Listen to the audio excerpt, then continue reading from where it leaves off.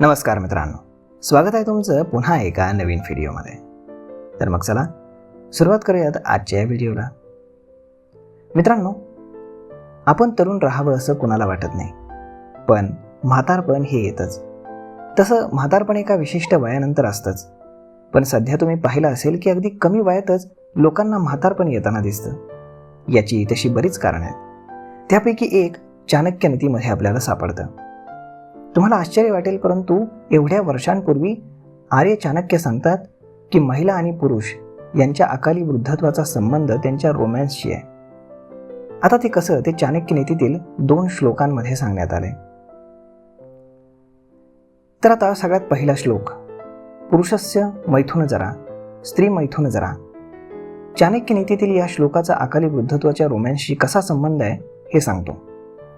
याचा अर्थ असा आहे की अधिक हस्तमैथून केल्यानं पुरुषांना अकाली वृद्धत्व येतं, तर आवश्यक मैथून सुख न मिळाल्यानं महिला लवकर म्हाताऱ्या होतात, हे लक्षात घ्या. त्यानंतर आता सविस्तर सांगायचं झालं तर मैथून ही शरीराची गरज आहे. महिलांना ती योग्य वेळी न मिळाल्यास तिला अकाली वृद्धत्व येतं, परंतु मैथुनाची देखील एक मर्यादा असते.